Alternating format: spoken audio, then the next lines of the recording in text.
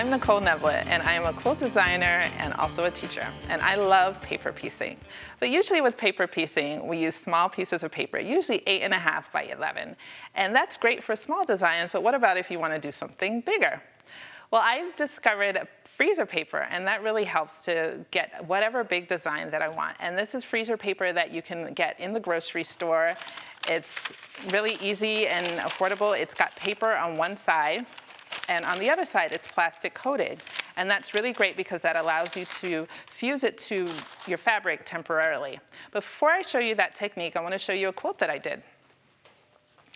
So as you can see, this is a large size quilt, not something that you would do with paper piecing, but when you use freezer paper, you can do that, and it's really easy. So as you can see, these wedges have a lot of different angles and different sizes, and this, I think, would be really difficult to do if you were just doing it with rotary cutter. But with freezer paper, you can do it really easily. So as you can see, I was playing with the technique of trying to get some intersections here and play with the widths, and that's really easy to do with freezer paper. So let me show you how I do it. So first, I like to start with a sketch.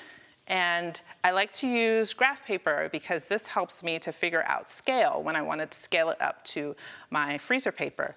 So with each of these squares, you can set it to be a certain amount. So with these, I'm thinking these are 1 inch each.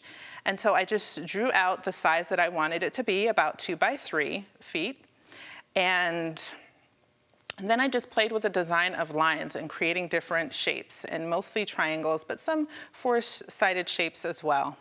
And I just sketched that out, and I added numbers, just like you would do with regular paper piecing, to help me with the order that I'm doing things in. So 1, 2, 3, I think I'll put these together first, and then 4, 5, 6, these could come together, and then 7 and 8 would come in last. And so putting these together. So the thing to remember about this design when you're sketching it out, when you actually go to sew it, it'll be the mirror image. So it won't actually be like this, but the mirror image. So if you want it to be like this, then you should sketch out a mirror image of it.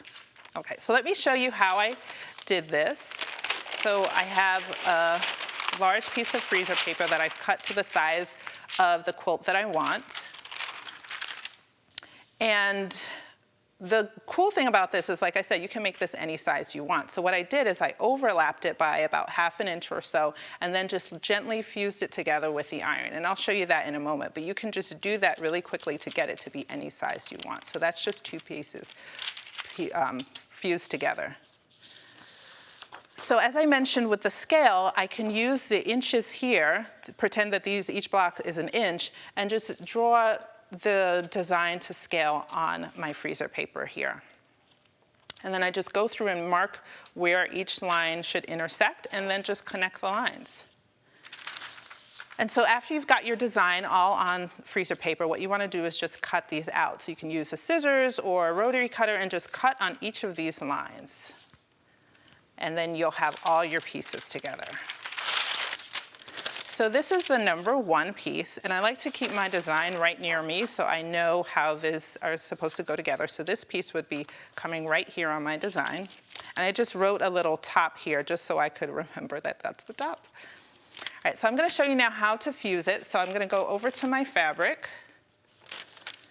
And what you want to do is put the plastic side down onto the fabric and keep your paper side up. And you want to use a dry iron with this.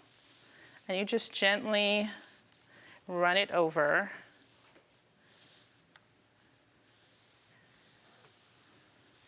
So you want your fabric to be wrong side up.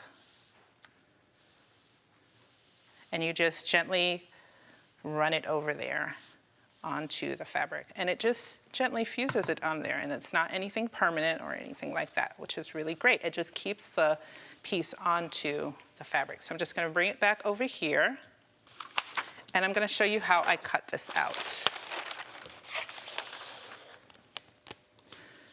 So the one thing to remember is that you do need to add your 1/4 inch seam allowance. And so what I like to do is just line up that little line on the 1/4 inch right on the edge of the freezer paper. You just cut all the way along. And then when you're done, you have this. You have your little 1/4 inch added there. And I'll just put that aside and show you one that is already done. And so you'll see just I added the 1/4 inch seam allowance all the way around the top. Okay. So you would do this with all your pieces. You can do them all at one time. I like to just fuse the pieces on as I go along, so I don't have to have all the colors figured out at one time.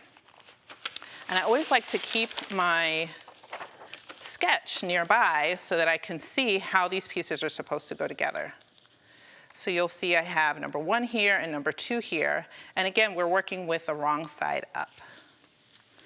So what you want to do is just turn these together, right sides together. And the thing about this is that when you're working with the angles, you have to really make sure that there's a little bit of a 1/4 inch that's lining up there.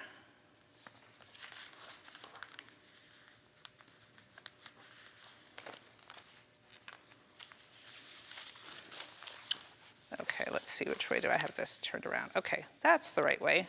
I was doing this and I was thinking, that doesn't look quite right. Okay, so now this is the right way around. Okay, so when you do that, you would put them together and you just want to make sure that they're overlapping by a 1/4 inch, just so that when you put it together, it will look even. So what I like to do is just measure it with my little gauge, and you can see that's a little bit longer if you see that space there than 1/4 inch. And so I would just pull that up a little bit.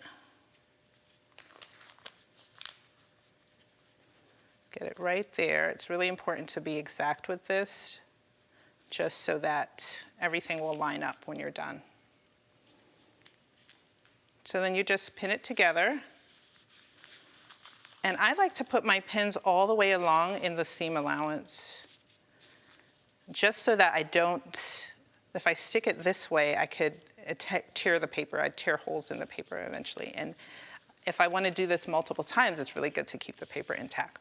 So I would just go along and put pins all the way down there so that it is together.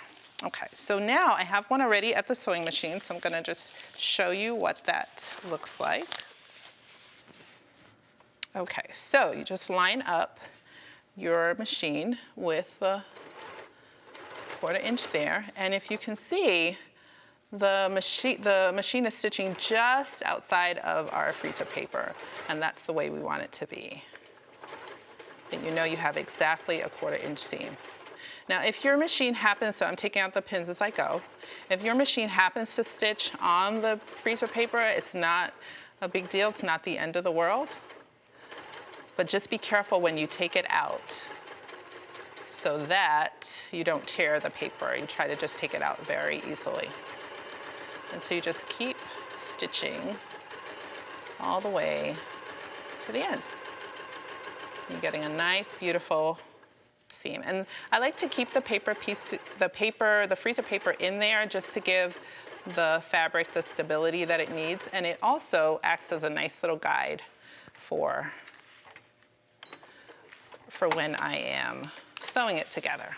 Okay, so I'll just bring this over here. So as you can see, we have a lovely seam here.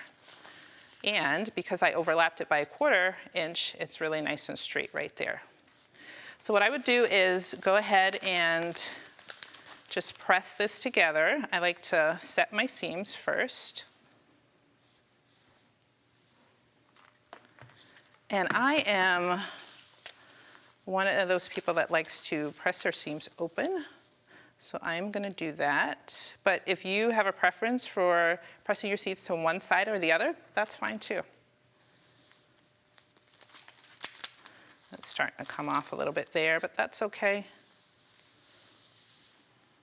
Okay, great. So, as you can see here, this is what it looks like. So I just want to quickly show you the finished top. So I just continued to piece these together, and this is the area that I was working on, and just piece these in sections, and it came together really easily. So hopefully you can see how easy it is to make a large-scale design with freezer paper, and I hope you'll give it a try.